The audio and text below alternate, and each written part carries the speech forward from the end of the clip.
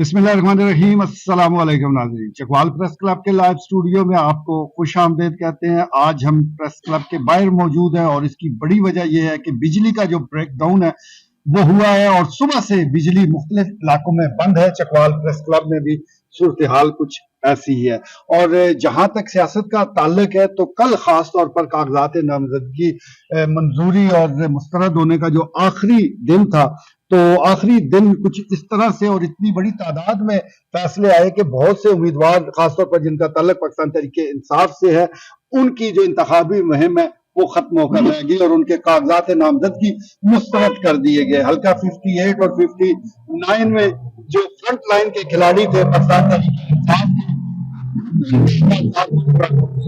के, अब election tribunal में मामलात जाएंगे। आज ही से अपीलें दायर करने का अमल शुरू हो चुका है और ये बुध तक जारी रहेगा और 10 जनवरी तक इन अपीलों पर फैसला सुना दिया जाएगा। सबसे बड़ा मसला तो ये है कि इतनी बड़ी तादाद में इन अपीलों को कैसे हैंडल किया जाएगा और आगे क्या इन उम्मीदवारों को जिनका ताल्लुक ज्यादातर पाकिस्तान तहरीक इंसाफ से है उनको कोई रिलीफ मिल सकता है या दीगर जो सियासी मामलात है, सियासी मंजरनामा है, ये किस तरफ जाएगा। आज के लाइव स्टूडियो में हम इसी हवाले से गुफ्तगू करेंगे और गुफ्तगू का आगाज करते हैं चेयरमैन प्रेस क्लब सीनियर साफी ख्वाजा बाबर सलीम से। जी ख्वाजा साहब।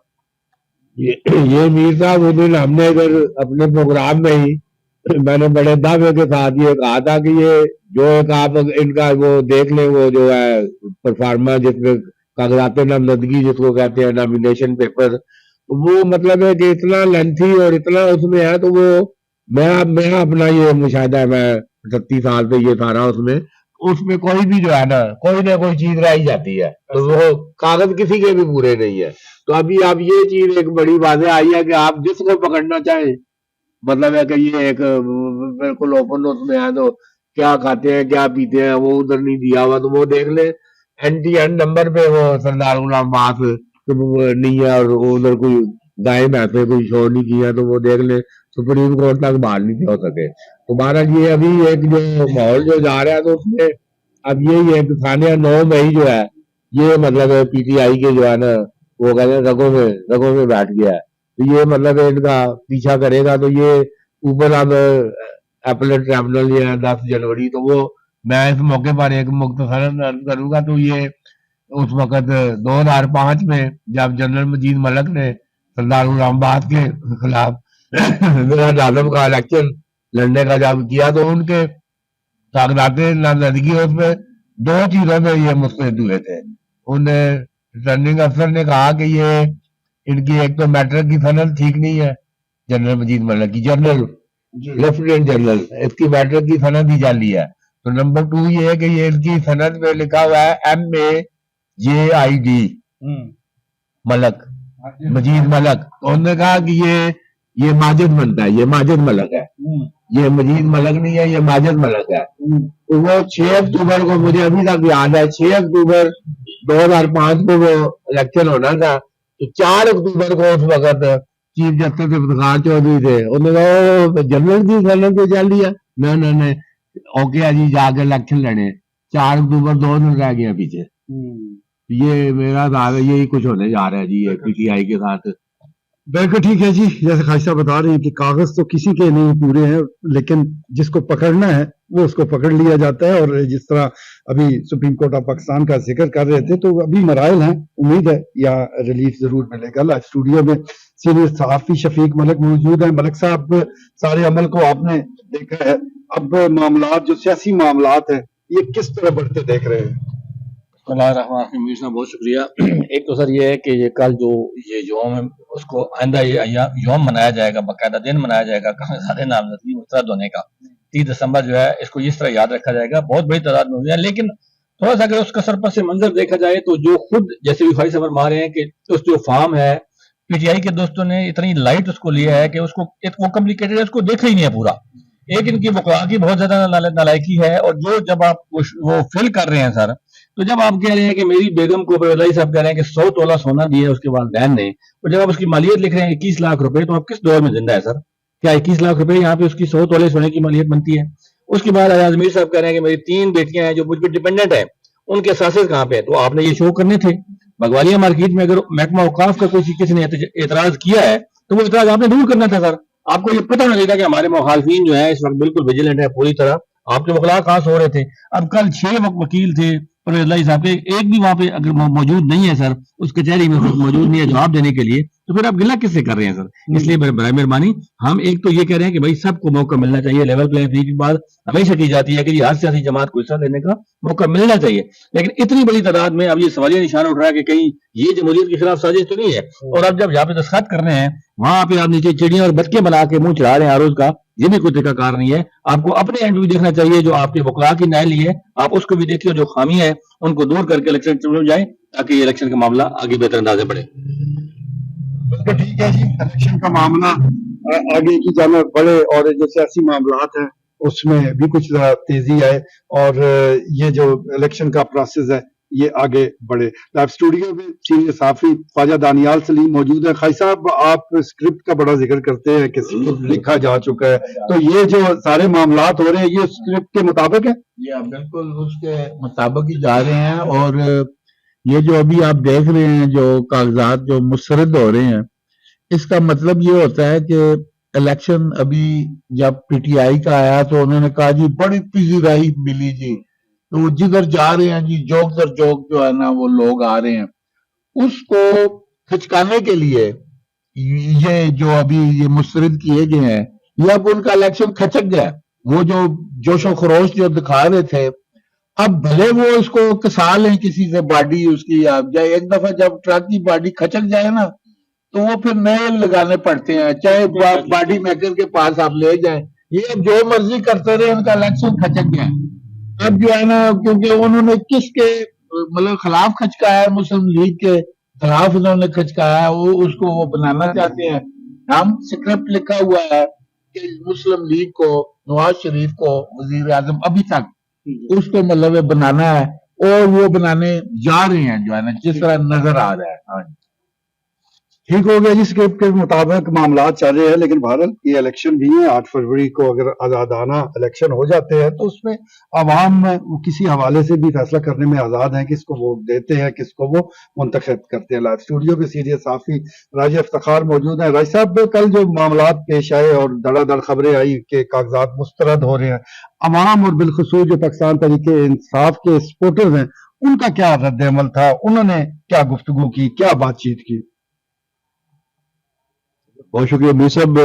جہاں تک بات پی ٹی آئی کے سپورٹرز کی ہے، تو پی ٹی آئی کے جو ووٹر اور سپورٹر ہیں انہوں نے ایک بہت حد تک ان کا جو ذہن ہے، جو مائنڈ ان کا تھا نا، وہ یہ بنا ہوا تھا. انہیں یہ بخوبی پتہ تھا کہ یہ جو ہے کاغذات جو ہے وہ کس کس کے یہاں پہ مسترد ہونے ہیں اور کس کس کے منظور ہونے ہیں.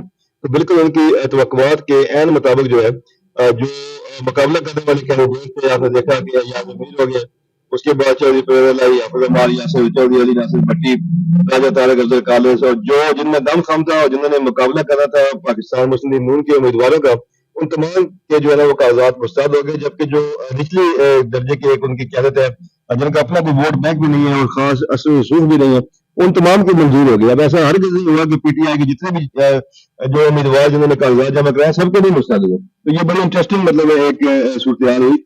تو دوسرا میں یہاں پہ یہ کہنا چاہوں گا میر صاحب کہ آپ یہ دیکھیں کہ یہاں پہ ذکر کیا ہے شفیق ملک صاحب نے چودھری ایاز امیر کے وکلاء کا، تو میں بڑا حیران ہوں کہ کسی جگہ پہ بھی چکوال کی اگر ہم بات کریں تو 4 صوبائی اور 2 قومی اسمبلی کی جو سیٹیں ہیں وہ کسی بھی پی ٹی آئی کے وکلاء نے یا ان کے امیدواروں کی جو ساتھ تجدید کنندہ انہوں نے مسلم لیگ نون کے امیدواروں پہ اعتراضات لگائے ہی نہیں. تو کسی قسم کا انہوں نے ایک بھی سنگل اعتراض جو ہے وہ کسی امیدوار پر نہیں اٹھایا. میں بڑا حیران ہوا کہ کیا یہ مسلم لیگ کے جتنے بھی یہاں پہ امیدوار ہیں چکوال میں یا وہ آپ پنجاب میں دیکھ لیں کیا یہ سارے کو فرشتے تو نہیں تھے.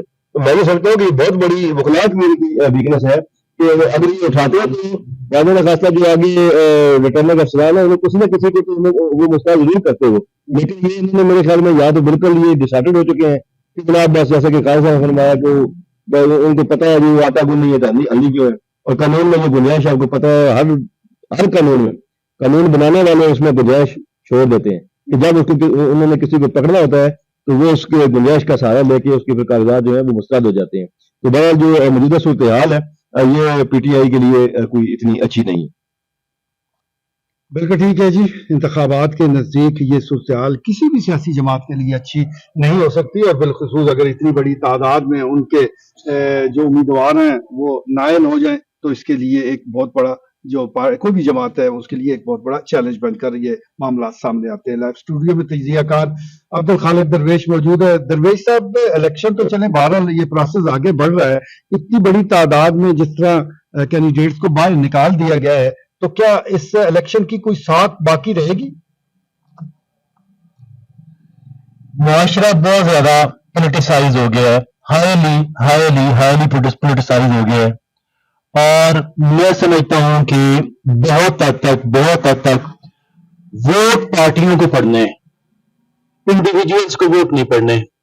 लोग इस कदर पोलिटिकली बायस्ड हैं, मुतासब हैं, इतना वो कह लें कि माइंड मेकिंग कर चुके हैं। सोशल मीडिया ने इतना ज्यादा हमारी पब्लिक को, खासकर नौजवान तबके को इतना चार्ज किया हुआ है कि उन्होंने वोट अपनी पसंदीदा पार्टी को ही डालना है।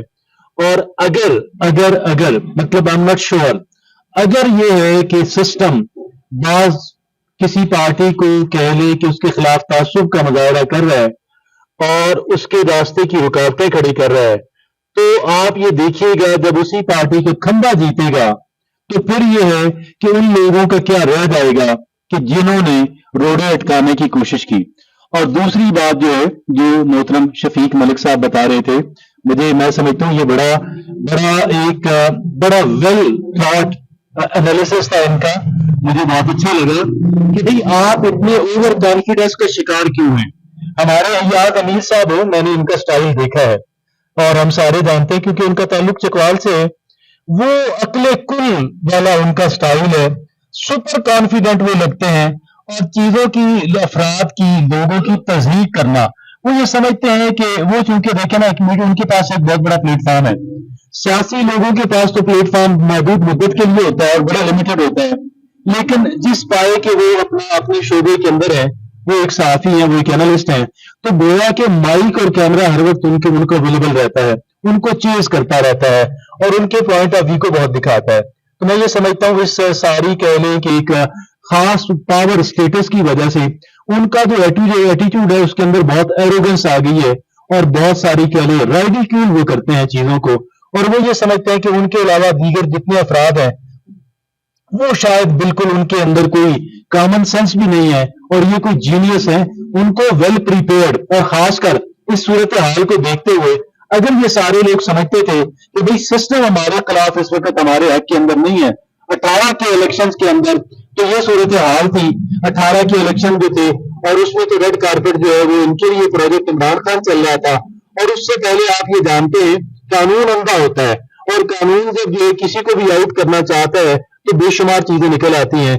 नवाज शरीफ के जो उस वक्त इलेक्टेड वजीर आजम थे, उनके खिलाफ केस ये निकाला गया कि भाई आपने बेटे की कंपनी से 10,000 दिरहम तनख्वाह तो ली है, लेकिन अपने इनकम टैक्स के गोशवारों के अंदर दाखिल नहीं की, लिहाजा आप वजारत उज़्मा से भी उतर जाएं, आप पार्लियामेंट के मेंबर भी नहीं रह सकते, और फिर ये है कि आप पार्टी के सदर भी नहीं रह सकते। तो मैं ये समझता हूँ कि ये सिस्टम खत्म होना चाहिए।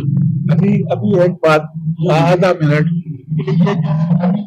इलेक्शन कराने जा रहे हैं ना, ये डिपार्टमेंट्स को वापदा है, कोई एक्सीएन है, कुछ वो अदलिया नहीं है, ये इनको मैनेज किया जा सकता है, कंट्रोल किया जा सकता है, जिसकी वजह से ये इबाम पैदा हो रहा है। अगर अदलिया होती तो कुछ बेहतर मतलब ये होता है ये सिलसिला।